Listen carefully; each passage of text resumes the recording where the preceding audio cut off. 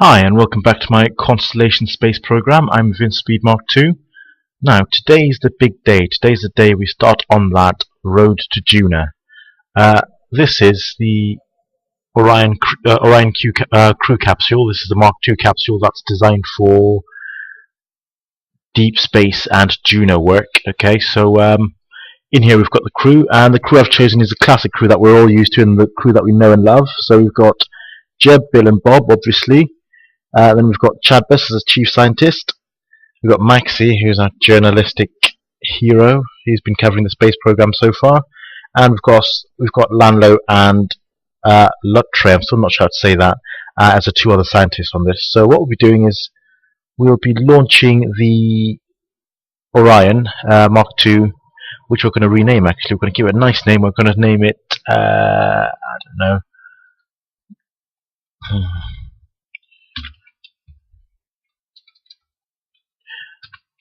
The Duna Explorer. That looks about right. Okay, there you go. So launch Duna Explorer. We're going to send it into orbit, and then once this is in a stable orbit, we'll actually launch the lander and the outpost towards Duna. Okay, so the whole fleet of 3 vessels should arrive within 2 or 3 months of each other. So we'll see how that goes. But yeah. Let's get going, because the Duna transfer angle is actually coming up pretty soon. Okay, here we go.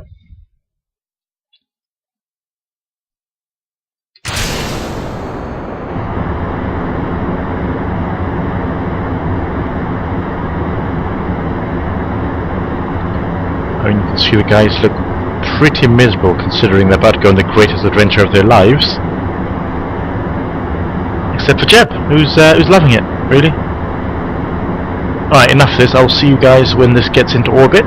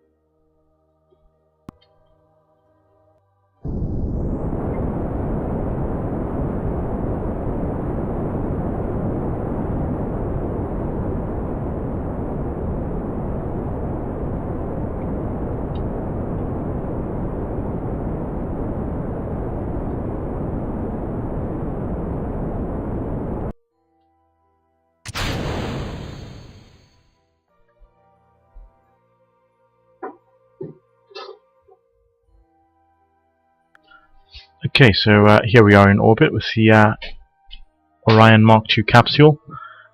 All the guys looking mildly more happy about being in space now. So what we can do is now we're going to go back to the station. We're going to launch the two landers, send them off towards Duna, and these guys will follow soon after. Okay, here we go. Alright, here we are, let's get going. Obviously I've been messing around with the function to change the electric lights since I realised that it's gone live. That's why the station's painted green at the moment. So we're going to start off by undocking the ascent vehicle. If I could, there you go, undock the ascent vehicle.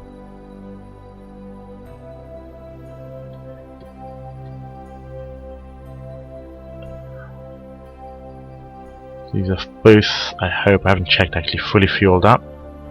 Yes, they are. Okay.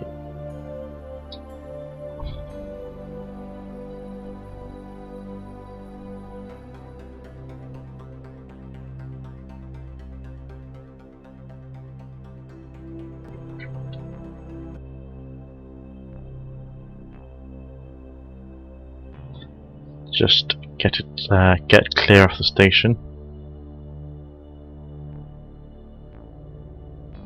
I'm actually really excited about using this this Ares 1 upper stage as our Kerbin departure stage, because A, it gets the it keeps the Ares 1 rocket involved in the Duna missions, but B, it's probably got a little bit more power and a little bit more fuel than a lot more fuel than the Ares 5 module. What we're going to do now is we're going to launch the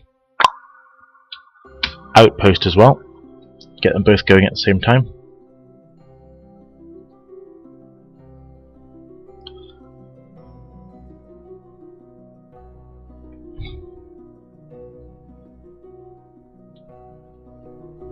Right, and there they are, drifting clear of the station. The two, let's turn the lights on this one as well. There you go. So yeah, this is the two landing or lander and ascent vehicle for Duna. I think we'll send these first, like I said. Get them going first, and then we'll send the Orion after them. In fact, I could start. If I start with the ascent vehicle, I could start setting up those nodes now. I might do this bit off screen because actually this will take ages to do, and I don't want you to have to sit through that on YouTube. So yeah, I'll do this off screen. It just occurred to me that I may not have turned the photovoltaic panels on everything on, so I wouldn't be surprised. Oh no, got loads of power, but still, as we're going on an interplanetary journey, I will extend those panels just so that we've got enough power to keep ticking over. And we're going to load in about 3 minutes, and I estimate, based on my worst ever mathematical calculations, that it's going to take in about a minute's worth of burn time. So we'll orientate ourselves now and get ready to go. Let's just speed this up a little bit until we get there. Don't want to go too fast, because I do not want to miss this. Okay, let's. I've missed my node as usual. Well, better late than never. Oh, look at that. Minute as well, exactly, never mind. This is exactly what I'm on about. When I'm doing a physics warp, I always forget to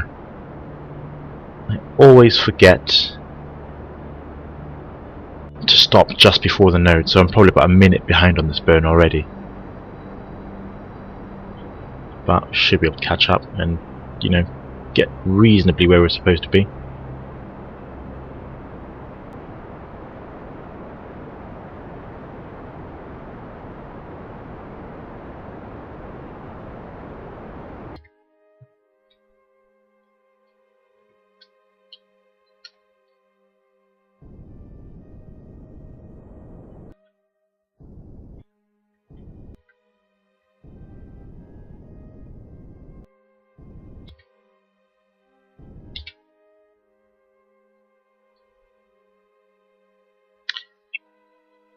Okay, and here we are, the first burn complete.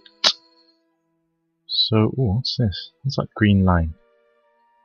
What have we got set as? Alright, well, that's the first burn complete. We'll call that a completion, and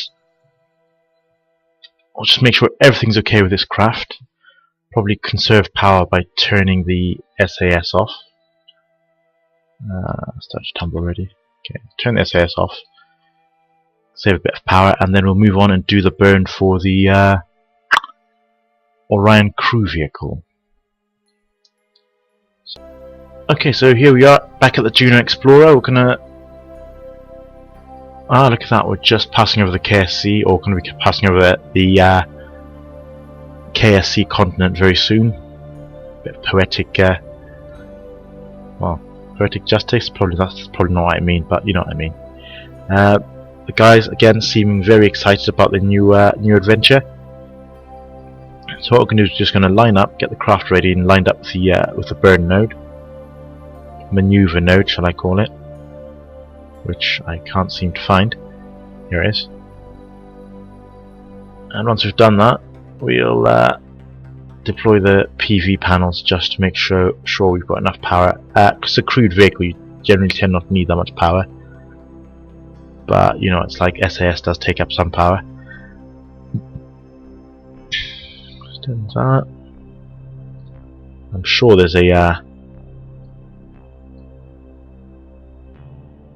sure I've got a shortcut to extend the panels, but I can't remember where it is, so I'll just do it manually. Okay, and I reckon I have about a minute, or less than a minute's burn, but I'll leave it about a minute, and I'll warp round to then and try not to forget this time.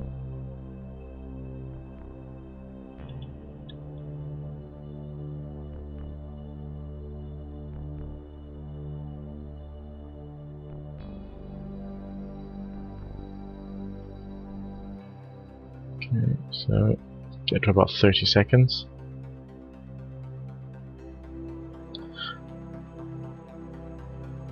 Okay, so that's close enough. I'm ready to go. Again, all the action happening on the dark side of the planet.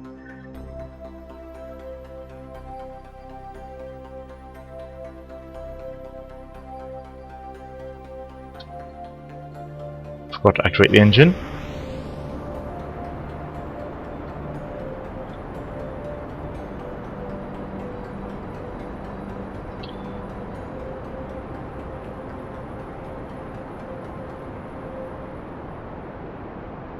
That's our upper stage that got us into orbit in the first place.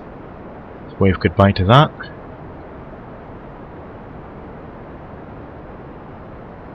Of course, the craft is currently upside down at the moment. So what I plan to do is follow this whole journey from the point of view of the Orion. Obviously, we'll be popping back to check up on the other craft when they need to, when they reach critical nodes. But if we follow this from the point of view of the Orion to see the whole journey, and also because Maxi's on the Orion craft, the Duna Explorer I should call it, he'll be he's on it covering the report, isn't he? So it makes sense. What doesn't make sense is what I'm saying. Sorry about that. Alright, okay, let's see how we've got. Let's just fine tune that. Perfect. 6 meters per second spare as well, look at that. Oh, or 6 meters per second more used, but never mind, that gets us pretty much to where we want to go anyway. Is this our... yeah, so... it's not bad at all. Probably just a bit faster than we want to go, but that'll be close enough for what we need. Green take that, and now finally we'll go and do the launch for the Altair outpost vehicle.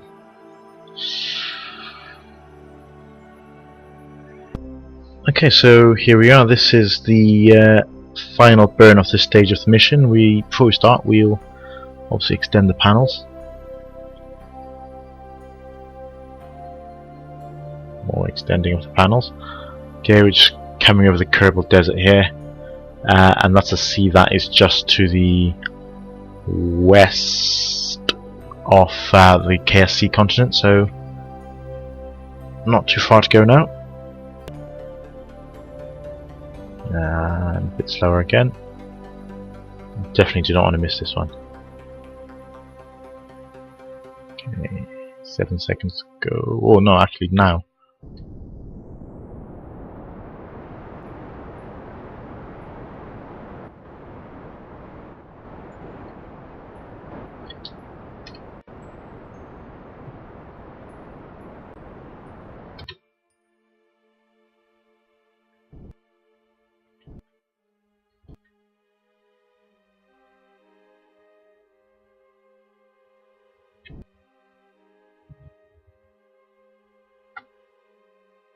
There it is, almost picture perfect.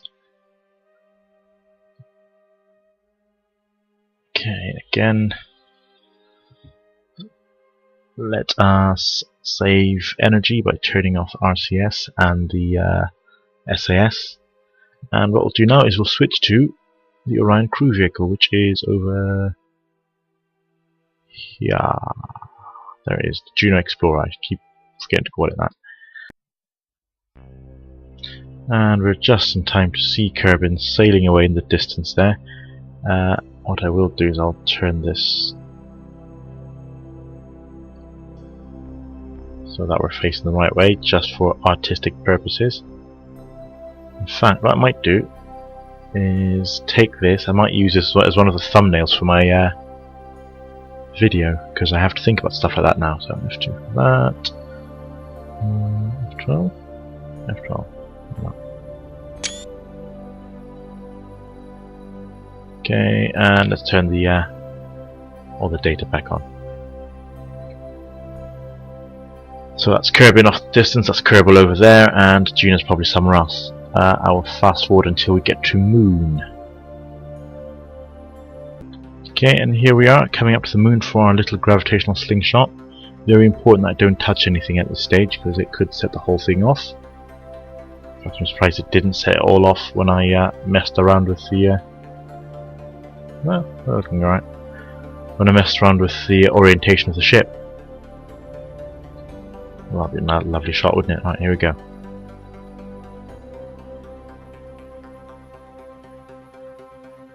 This is obviously sped up for effect. There we go, swinging around the east crater.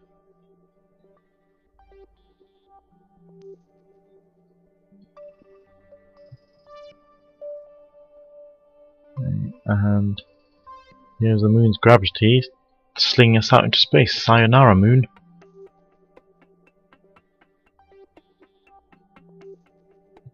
Let's check on the crew, see how everyone's doing. And there's Commander Jeb looking up at the his two crew members. And there's Bill, and I believe that's Bob. They look like they're doing alright. You can see the Moon in the background there. And you can see Bill over there. And the rest of the scientists, yeah, they look like they're doing alright. Sat in the hitchhiker container. Not too comfortable, but this is going to be home for the next... I like how that door's labelled, just in case I forget where they are. Yeah, so it's going to be home for the next few months, almost a year. Nice view out the window. You know, can't complain too much, can you? So what I'm going to do now is I'm obviously going to check on... what is that? I'm obviously going to check on the other two craft. I'm not going to do that on screen because otherwise this video would be ridiculously long. Longer than it's probably going to be anyway. But yeah, I will see you at the next stage of the mission. Okay, here we are again, back at mission control, and as you can see, our 3 intrepid explorers are well on their way towards Duna now. They're still in Kerbal orbit. So the next stage of the mission then is to do the rendezvous burn with for Duna. But we'll see how that goes when we get there, really. So we're going to switch to... well, I'm going to do the outpost vehicle and the ascent vehicle off screen, and then obviously we'll do the Duna Explorer one on screen just to see how that goes. Okay, now, so that is about 6 days time. That's for a little bit. 6 days is a long time. Stop! That's 5 hours time. Good. We'll actually go at the vehicle now. Okay, so here we are, ready to make the burn for Duna. I've stopped a bit early so I can have a bit of chat. But basically, we've managed to get the Duna intercepts pretty close. I think they're all at about 10 kilometers altitude. That is above Duna. So that, I mean, that gives pretty good aero braking right there. We can obviously adjust as we get closer to Duna, but this should get us pretty much... there it is, 10 kilometers, so that should get us pretty much there or thereabouts for aero capture. Or aero braking, whatever you want to call it. And here we go, before I forget and chat too much. So this is it, this is the final, well, one of the final kicks towards Duna. This should use up all the fuel in the Kerbin departure stage, and a bit of the fuel in the actual Orion capsule itself. Here we go. So yeah, now we're just down to the Orion capsule. Advantage that we should be a lot lighter than lugging around a whole fuel tank and extra engine. So I'm hoping we won't use up too much of this precious fuel. Okay, we should be about there according to this. And then we close this, and we can adjust the rest. Oh, well, we can't. That's not good. Alright, okay, we haven't actually made intercept yet. Here we go. Okay, so we got intercept. Okay, so that's all the all the Duna burns complete for all the modules. So what we can do is we're gonna fast forward until we encounter Duna and see how that works out. Okay, welcome back. Here we are, just about to make Duna intercept in 50 minutes. Speed up a little bit to that. Okay, and there you go, intercept of Duna. So we're coming into Duna orbit. Current periapsis is 26. We'll probably drop that down to about 10, maybe it feels safe. We've got the planetary outpost vehicle that's currently making its way into the system as well. And already the ascent vehicle's already in system and in orbit, so that's pretty good. What we're going to do is we're going to adjust our orbit so that it is not, you know, crazy kind of inclined. But first, maybe we should drop that. Maybe we should drop that periapsis down to something more reasonable. I think. See that how that affects our orbit.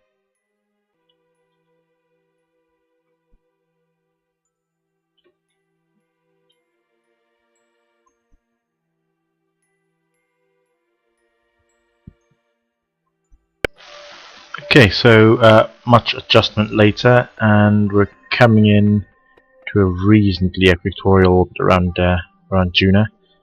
What we've got to do now is follow it in until periapsis is about 7,000 at the moment, so that should hopefully be enough air braking. In the meantime, the outpost is going to come in and also get into orbit around Duna as well, and we will meet up, and that'll be the end of this episode, and then we'll see about landing on the surface next episode. Okay. So let's just face ourselves to... Ooh, don't waste all that RCS, because actually we are running pretty low. But we're going to face towards the planet.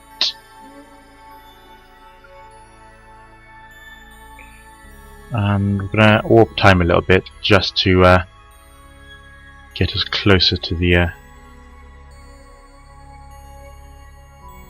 There we go, we're going to go swinging straight past Ike if it doesn't hit us in the face first.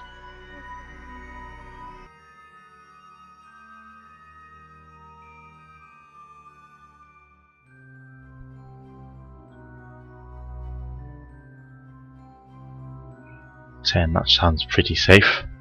Can't be many mountains higher than 10 kilometers out here.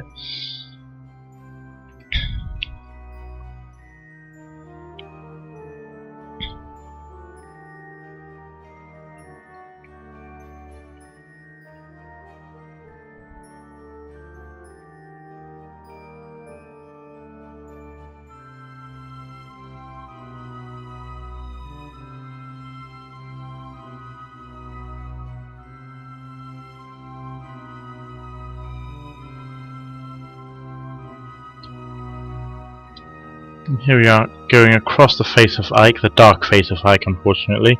But never mind, can't have everything, can we?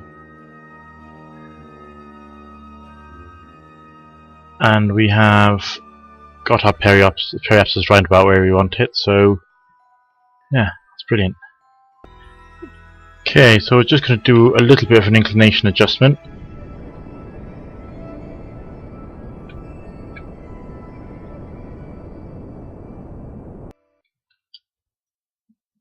Let's not go crazy, that should just about do it. And it seems like we've affected our periapsis, so we're going to bring that down to maybe 15, probably 15 should do it. We need to be pointing this way, prograde. Yeah, I'm going to bring a periapsis down to 15,000 kilometers, that is.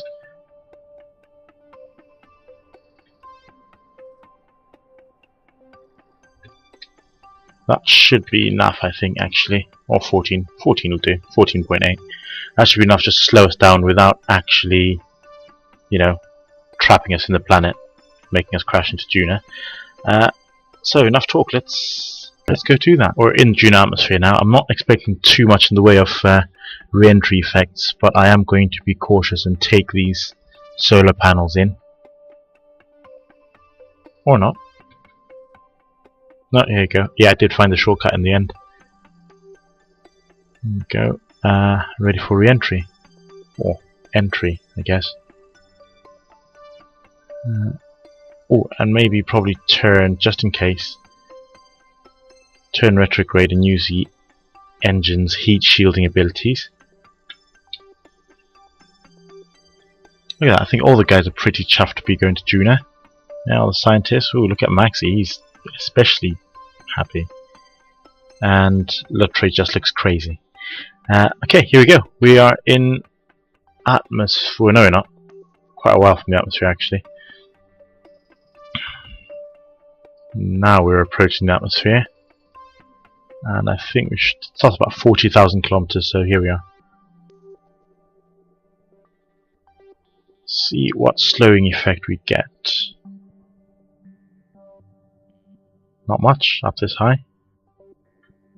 Apparently. Not getting any re-entry effects whatsoever. Okay, no, now it's picking up a bit.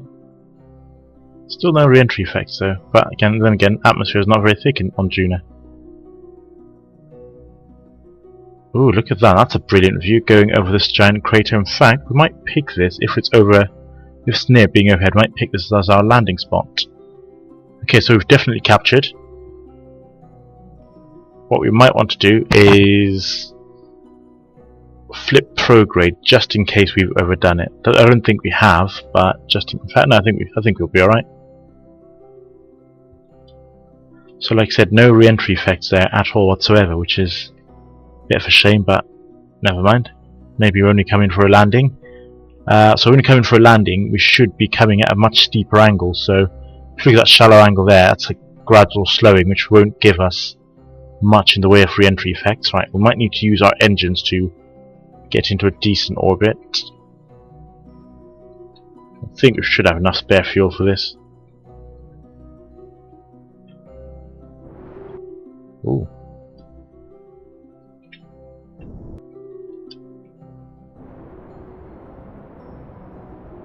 Bring it right down to about, oh, that'll do, and then we'll do another pass later. So we're going to circularize our orbit and then meet up with the other craft.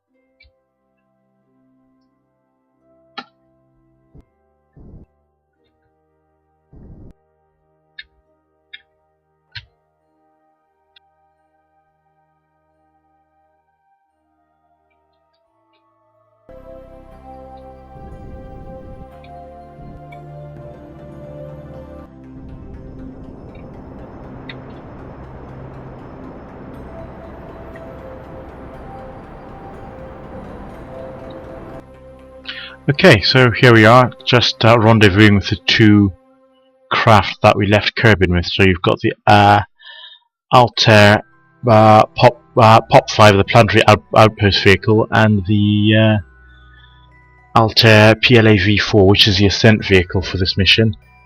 Obviously, we've depleted a lot of our fuel getting here. So what the plan is to refuel using the outpost vehicle, which A has a lot more fuel than than the ascent vehicle, and B only needs enough fuel to get onto the surface of the planet. So clearly it's got fuel to spare, doesn't it? So what we'll do is we'll get alongside, nudge the ascent vehicle out of the way, and dock with, open that and dock with the ascent vehicle, with the outpost vehicle. In fact, we might do that now.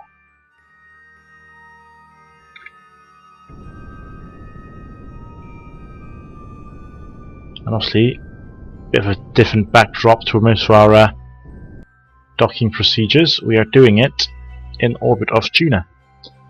Oh, look at that. It's lined up brilliantly as well, so we'll just get rid of this guy.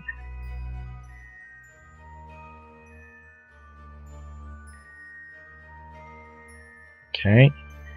And all we do is we'll shunt him off to the side.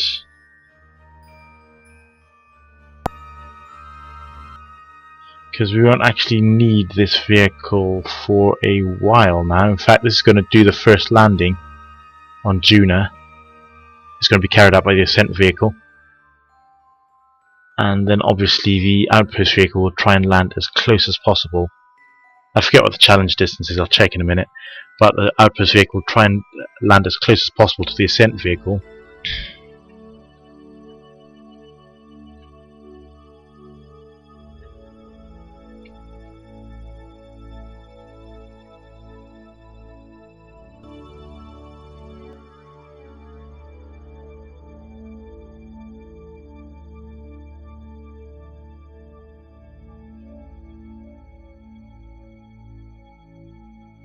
Just line those doorways up so that it's easier for our Kerbinauts to get on board. And last minute brakes, just so we don't hit so hard.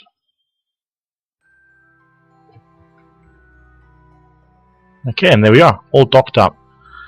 And that is literally it for this episode. Catch up with you next episode when we transfer the crew, transfer the fuel. In fact, I'll transfer the fuel off camera because you don't need to see that.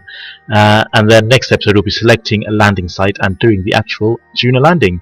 I've been Vince Speed Mark II, and thank you very much for watching.